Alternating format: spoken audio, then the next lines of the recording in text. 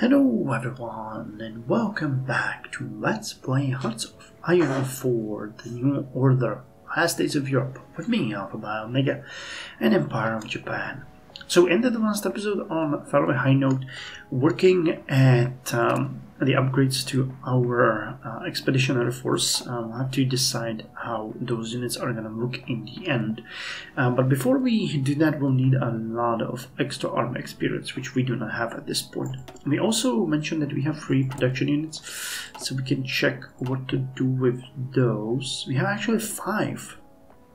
Okay, so let's put 3 on military and 2 on civilian, which means that we can put the 3 on something. I'd say let's put 1 on attack helicopters, 1 on jet interceptors, and 1 on jet strategic bombers. Yeah, we have. Okay, no. Let's put them on coastal support. That one is a bit more important. And jet fighters as well. You guys can upgrade. And I think there was another one. Wait, this is the Type 23A and the Type 26A as well. You can upgrade the stockpiled tanks and APCs. So now let's look at the 2 events that we got here. Okay. So, the interrupted meeting, that seems like the first one in line. Tracking down Officer Takahara was easy enough. His schedule for the day had him scheduled... Correct English. His schedule for the day had him scheduled to be on call from the Tokyo Central Police Station itself. The detective felt somewhat weird about confronting a fellow police officer about a crime of this caliber. However, he figured that the officer would be able to provide some alibi or correct some misunderstood detail on their part. So, he gathered up a small squad of officers and a fellow detective and made their way down to the central station. Once there, with a quick flash of their badges and stern relaying of their intent, they were waved past the front desk and towards the general officer's hall. At first, the group could not seem to find Officer Takahara amidst the regular daily hustle and bustle of the station's officers, but one of his colleagues was kind enough to inform them that Takahara had stopped out back for a smoke break. With a curt thank you, the detectives turned to the door at the far end of the room that led to the back entrance of the station, his team following behind him. When he pushed the heavy metal door open, he saw no sign of Takahara, but heard some hushed words float from around the corner. Not waiting for the rest of his team to come through the door, the detective briskly rounded the corner in search of the source of the voice. There he found himself face to face with Officer Takahara, who himself had been locked in conversation with another man who looked quite like him in passing, save for the deep scar above his right eye. There was a brief moment of silence as the 3 men stared at each other, but it lasted no longer than the time it took for them to reach for their weapons. The first sound was nearly the detective's shout of police, but it was just barely beaten out by a gunshot. Shots fired. Deadly oversight. This was supposed to be nothing more than a murder investigation. Same procedure as always. Find the means, the motivation, and finally the man. The same procedure the detective had always done. The boys in blue get the evidence, and the boys in the back get the details. The detective had done his part of finding the body, so he sent on to the morgue like he always did. Saw it loaded in the back of the ambulance like he always did, and turned to other business like he always did.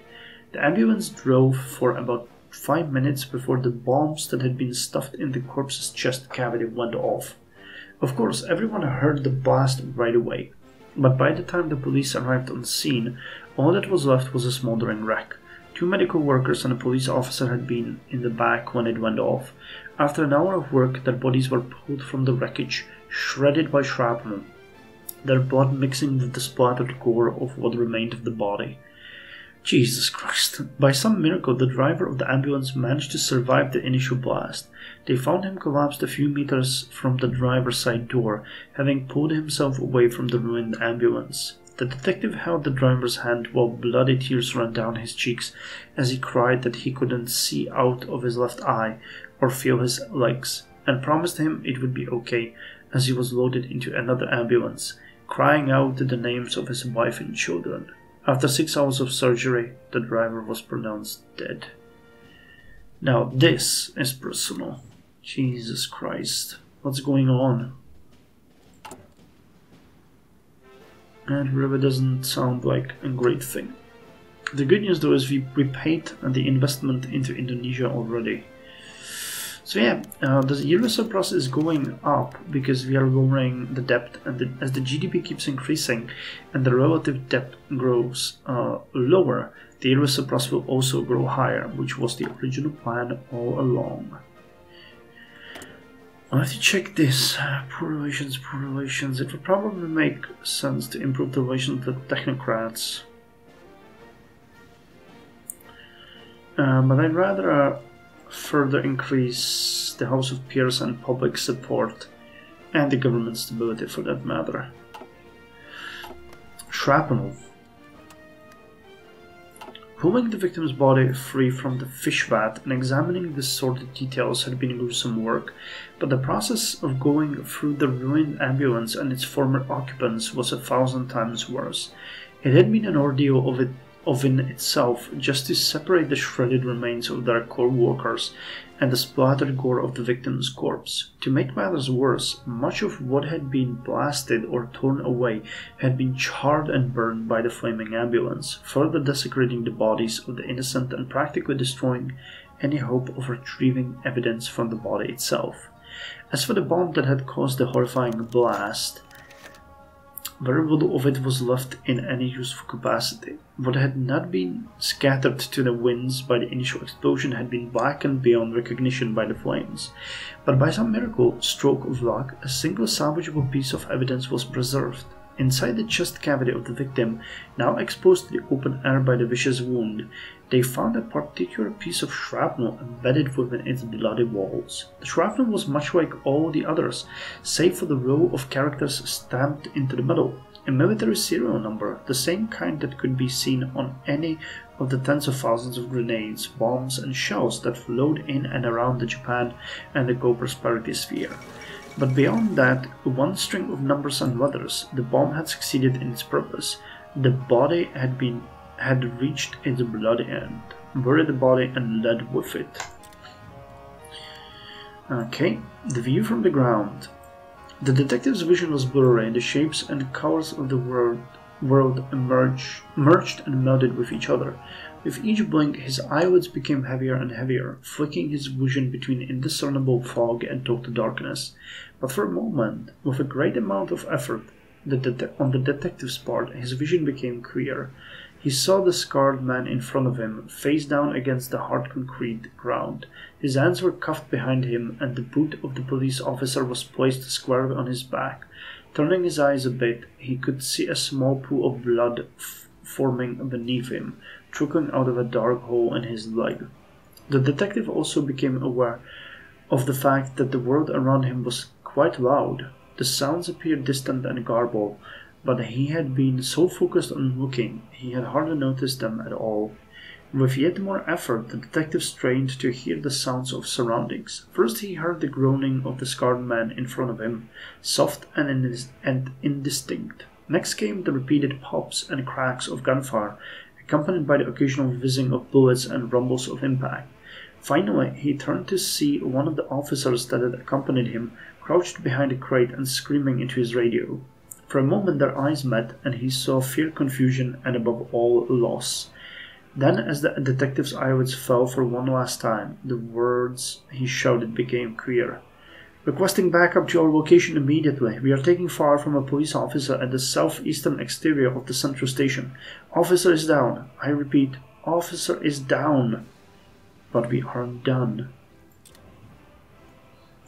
Nazi terror attack in Uruguay. No word better describes recent developments in Uruguay than calamity. The loathed pro-German Quinta Columna have conducted a terrorist campaign in Montevideo, overwhelming the police forces of Colonel Aguarondo, who failed at stopping it. Gunshots were heard all around Montevideo, as FULNA members exiled in Uruguay and Communist Party militants fought the Nazi insurgency together. Though the Quinta Columna was defeated in the end, it was at terrible cost in deaths and injuries. 1962 is an electoral year, and so the ruling National Party re-election chances have shrunk considerably. But the bigger victim was Uruguay's reputation. The whole world was free to see how Nazi groups caused mayhem through Montevideo. Something is rotten in the Oriental Republic. Oh, the world is fun. How are we doing on this? Not great. But the good news is that logistics-wise, we're missing only 42 helicopters now. It's pretty good. Good question. Can we upgrade the helicopters in any way? Nope. Okay, so we're stuck with what we get. That's fine. I mean, that is fair and fine. So you guys are drilling, which is good. You guys can also drill. We're importing fuel and have a fairly good amount. So let us start drilling you guys and you guys as well. That's gonna give us a bit more army experience to play around with. How much? Oh, we have only 11. Wow, okay, no. We really are short on fuel. Can we manually increase the fuel imports? Plus 190. Plus 240. This should fix it, right? Will it? Well, we'll see if the imports increase, but we need more fuel, we're really short. So the Republic of Turkey declared war on Il Governatorato del Levante. That sounds like these guys might have some support from someone. Nope, they do not. They're at war with Turkish... with Republic of Turkey, Syrian National State, and Mosul and Kirkuk. Well, good job guys, but yeah. By the way, this is one thing that I want you guys to remember. I think I mentioned it in the comments before. There is no way to send any kind of lend-lease either way unless it's part of an event or unless the game offers this to you during a crisis. We cannot support anyone unless the game gives us an option to. So, you know, it's not possible, just so you are clear on that. Anyway, Che Guevara released. Today all eyes of the world are fixed on Chile, as famous revolutionary Che Guevara was released from Santiago public prison today. Responsible for agitation and sedition, as according to many, President Jorge Alessandri refused to extradite the revolutionary to his home nation of Argentina. While some believe Alessandri to be concerned for his safety, this move also comes in the midst of him attempting to begin a process of land reform, so it is believed that this was an attempt to secure support from the socialist but FRAP coalition. Though this may allow for President Alessandri to come closer to his aims, it has also sparked considerable controversy both locally and abroad. Only time will tell if this move has secured a future for Chile, potentially at the cost of others, or if this is yet another footnote in the long history of Chile's political instability. Where did he go? War in the desert. Ever since the Second World War ended, Turkey has never been pleased with their share of the spoils.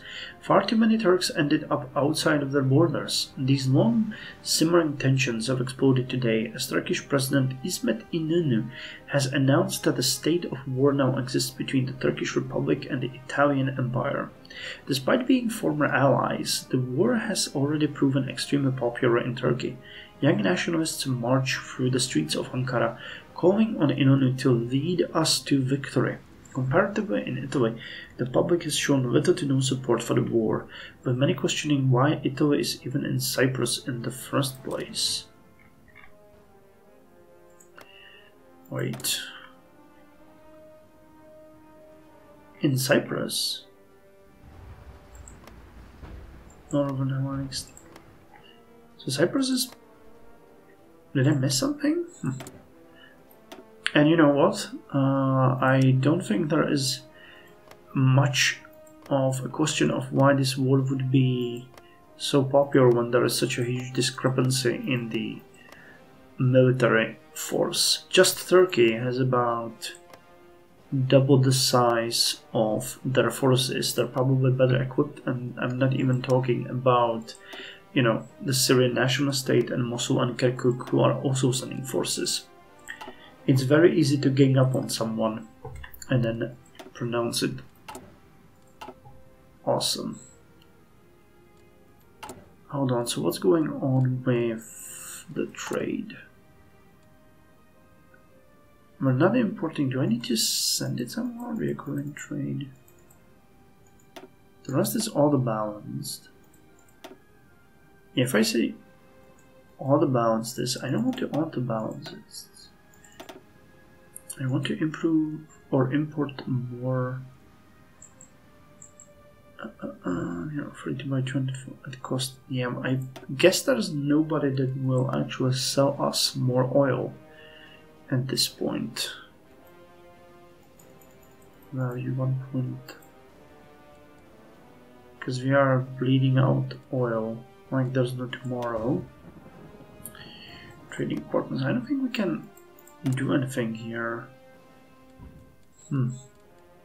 I remember being a bit confused about the trading system before as well. Okay, now it fixed itself. Okay, so I guess it's updated in... Okay, gotcha. It's updated probably in wider cycles, not just... Okay, we'll fix it so that we have military factories running. Because we need that done. And let me see, can we launch a propaganda campaign? We can. So that improved public support to 49%, House of Peers 73.5%, and the government stability is still 67%. In the terraced mountains, what happened here? The 5th territory of Ukraine declared war on the Vorkuta corrective labor camp. Okay. Poor Vorkuta. I actually have a friend that is from Vorkuta. I don't know if you guys know about this sad city, but it is one of the cities in Russia that is depopulating probably the fastest, maybe even in the entire world. It had about triple the population that it has now just 25 years ago. And it's a really interesting place. I would really like to visit it, because Vorkuta itself is hit pretty heavily, but around Vorkuta there is a ring of ex-mining cities which are now completely empty. So you can just stroll through these frozen plain in -20, and entire cities are just, you know, completely snowed over, completely abandoned. It's insane. Like, she showed me some photos. It's really interesting. There's a lot of travel videos on YouTube as well around that. But Vorkuta itself is trying to stay alive, and it's kind of funny because there is very little connection to Vorkuta. I think there's actually no road. There's just plains and rail. It's a pretty interesting city. In the terraced mountains, like a hammer hitting hot iron, the rain pounded upon the quaint town of Sapa. The soldiers of the fire team stayed inside the villa, warming themselves by the stove. Outside, fog and rain obscured their view of the rice terraces. Only a faint green tinge reminded the soldiers that they were there. They sipped hot tea, steeped with leaves from the nearby fields. They sipped hot tea, steeped with leaves from the nearby fields. For such cheap tea, it was rather strong, and warmed their souls as the weather stole heat. A loud knock on the door turned their attention away from the conversation. The leader, Hayato, stood up and opened the door. Standing on the porch, clutching a parasol and attempting to carry what seemed to be a heavy tray covered in cloth, was a shivering girl. Couldn't have been more than 10, he surmised. Hayato raised his eyebrows, letting the girl in. She was motionless, any sympathy not revealing itself. Hayato took the tray from her. She was struggling to carry it, and the girl sighed in relief. He lifted the cloth, checking to make sure it was not explosives. On the tray was an assortment of wheel-shaped pastries. They reminded Hayato of Chinese mooncakes, albeit without the elaborate design stamped on time. He brought it over to the men, who were delighted to have some snacks. Cutting the cakes in eighths, the cakes went well with the tea. The flavor of durian, the mung bean paste, and sometimes even salted egg yolks somehow mended together with the drink. Hayato greatly to enjoy them, and he turned to thank the girl. She was long gone, having returned to her parents. I wonder what this all... like, we were seeing this thing as part of the story, but it's still not connected at all. I wonder what is gonna be, you know, the case between them, or how they're gonna be connected together, because it looks really interesting so far. Stage 2. The developments in the Togoku case that occurred while collecting evidence strongly suggested that the motivation for the murder is far more complex and calculated than initially thought. With the revelation that the killing itself was carried out by a former soldier who had seemingly no obvious relation to the victim, the investigation took on a new character. But the officers of the board station once combed through the gory details of the case over tables and across desks, there was now only a stern silence. Hushed conversations were held between closed doors. No, behind closed doors. Sorry. Hushed conversations were held behind closed doors. Locks on filing cabinets were now checked and double-checked, and notebooks became carefully guarded realms of speculation and secrets. No command or directive brought this culture of silence to the station. It was ushered in by the demeanor of the chief detective. He had steadily become more stoic and withdrawn as the days went by. Answers to previous questions spawned questions of their own, and before long the case loomed like a hydra over the department. Given the general sense of turmoil, it was all the more surprising when the chief gathered the department before him one morning and announced that the investigation was moving to its next stage. The teams would be reorganized to shift away from fieldwork and focus on filling the holes in the case with paper. Each group would be responsible for interacting with, requesting, and securing information from a different administrative office. Most importantly, the specific objective of and information obtained by each group would be strictly localized, only known within the group and to the central command of the investigation. The chief did not offer a justification for the change, but none was really needed. Afterward, the detective paused to run his eyes over the rows of silent, stone-faced men before him, looking for any sign of concern or confusion. Finally, he broke the silence. "No questions?" he asked, but the stoic men kept their silence, glancing between themselves and the detective. "Okay then," he continued. "This is what we're going to do. The investigation gains momentum." Okay, I guess we're gonna soon see the connection to the wider world, because this is really looking interesting. Okay, depth is still 101.1%. But the real GDP growth now increased to 3.73. Yep, and US surplus is 138% of GDP, so we're soon going to drop below 101%. Fudging the numbers. Let's go with minimizing the expenditures. That's going to give us a little bit of money, which is going to lower the debt, of course. In addition to keeping growth high, we must not forget to cut down on unnecessary costs. Infrastructure that needs frequent repairs creates more jobs and saves us money right now, after all. We shall cut off unnecessary luxuries all across the empire, which our people will survive with their strong spirit. The Japanese of our empire are not to worry too much. However, as much of our cuts will be in benefits for the lazier of sphere members who refuse to pull their weight despite our benevolence. A hospital goal. Okay, this gives us a little bit of extra money and lowers maximum and minimal investment in social funding. Okay then. July is slowly coming to a close, which will hopefully put us slightly lower. Okay, you guys are drilling. Okay, report in. Report in 92N. Imperial Japanese Navy. 50th Detachment Rabao. I guess this is like classified because you would not write my 5 axis.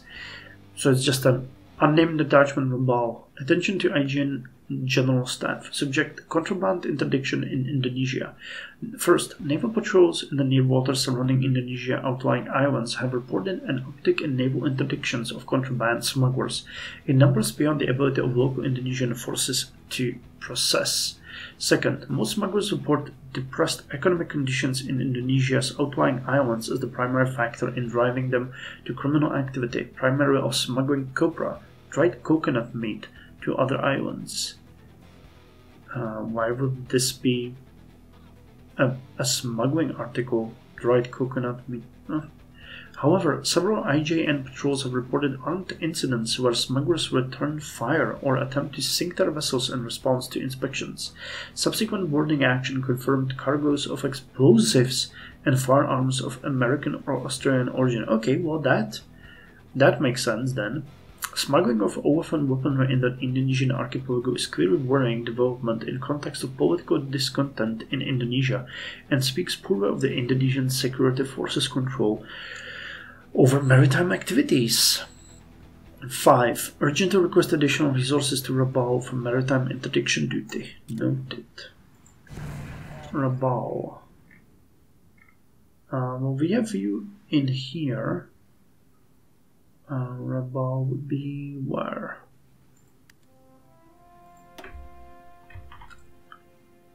Rabao. No, Rabauru. That's not it. Okay, we get more free production units now. Hopefully that's not because of the trade. Nope, we're still importing a good amount of fuel. Daily gain. Current daily consumption is only 400, so we're building up a stockpile. That's good. We'll need that. So what's going on with these? 148.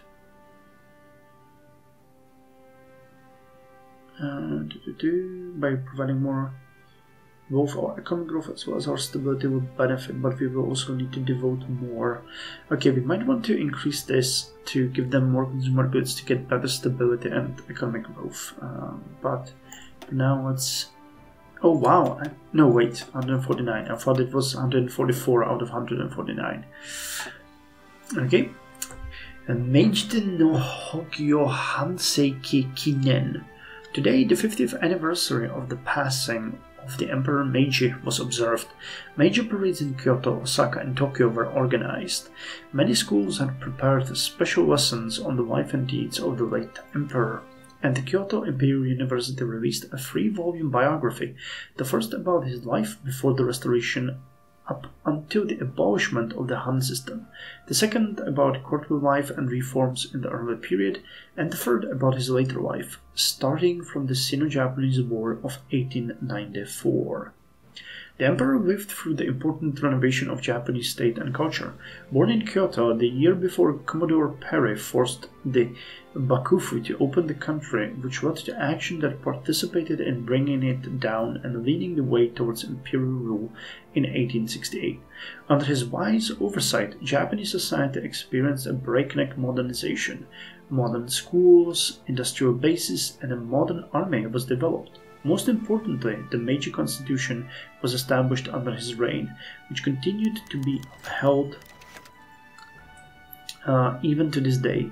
In addition to setting up the initial vestiges of the Japanese Empire in Choson and Taiwan.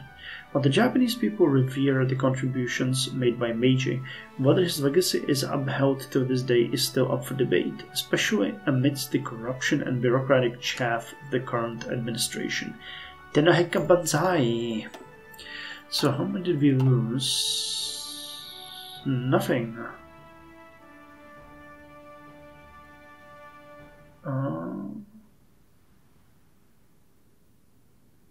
Okay, we can actually It's a pretty interesting thing. But it's not what we wanted. I wanted to see here. And yes, our debt to GDP dropped all the way to 100.4%. We are doing amazing. This is awesome. So by the end of the year of 1962, we might be well below 100% in debt, which is going to be amazing. Why that is amazing? Look at the debt servicing. We haven't really checked that in detail, but this number is going to just continue dropping. Right now we're at 3.9 billion per year. Considering our yearly expenditures are 33.9 billion, this is over 10% of our total expenditures. So if we can lower that to a reasonable amount, and we've already lowered like 2%, maybe 3%. I don't remember where we started exactly. May 62. Yeah, it was something like 103% based on this graph. So the lower we get it, the less debt servicing we are gonna pay. And then these 3.9 billion, as they will keep dropping, can be transformed into science funding. Now I'm well aware that we are, sort of dragging our legs behind us, because especially the modern research facilities are on their way to be decreased to outdated research facilities, which is going to be horrible. But on the other hand, this is going to help us. And don't forget that we are well ahead on most things for now. So let's end this episode by going with learning the rules event. Evidence to suggest the existence of vital conspiracy does not in turn give clearance to boldly burst our way through the organs of state on the pretense of obstruction of justice, said the chief detective, slowly pacing before his men. Rather, we must take the opposite position, in a sense. We must carefully plan our actions before we make them, as well as anticipate and prepare for the results of said actions. He came to a stop and turned to gaze over the uniformed officers assembled in the rows of chairs before him. He knew all their faces, the names that went with them, and the desks they normally appeared behind. Some of them were veterans of the service, officers and detectives who had given a large portion of their lives to the Tokyo Police Service. Others were newer, recent graduates from police academies, transferred from other departments, or military men who wanted a change of pace. Weighing this, the chief resumed. Previously we have used our obligations to enforce the law like a hammer, smashing aside all obstacles to reveal the information we desire. Here, however, the key is superior to the battering ram. The fierce rivalries between and within the branches of military and government have encouraged the growth of culture of underhanded opportunism. It permeates through the offices and conference rooms of administration and clouds the judgment of those within. That is the weakness we must exploit. The conditions that motivated the crime will be its perpetrators' undoing. With that, he gathered his papers from the podium in front of him into a pile, straightened it with 2 quick taps against the podium, and walked from the meeting room. As soon as he disappeared from the doorway, his subordinates rose with a chorus of chair legs scraping against the linoleum floors and set to their tasks. And nobody said it would be easy. Okay, so we're ending this episode in quite a positive way. It's 1st of August 1962. Our fleets were distributed. Our ships are drilling. And I'm actually going to, before I forget, set our army to drill as well, because I would like to... Yep, current daily consumption is still only 1.8k, so we're going to be continuing gaining the surplus, while we have a pretty decent daily gain now in army experience that we will then use to work with our units. I'd really like to eventually reform our army when we have the time, because some of these units, like the Marines and basic infantry, would get pretty decent benefits if we had them properly set up in a logical way. So let me just do one last thing, and that is to check how we're doing on the production. Okay, we're missing only 31 helicopters. We're producing almost 4 per week. We're still Jesus Christ, still nowhere near maximum production efficiency, but we're doing good. and the rest is also getting better. We're upgrading our tanks and APCs, which is pretty good. We're producing the basic artillery. Stuff is great. So thank you very much for joining me, and I'll see you in the next episode. Till then, you guys take care.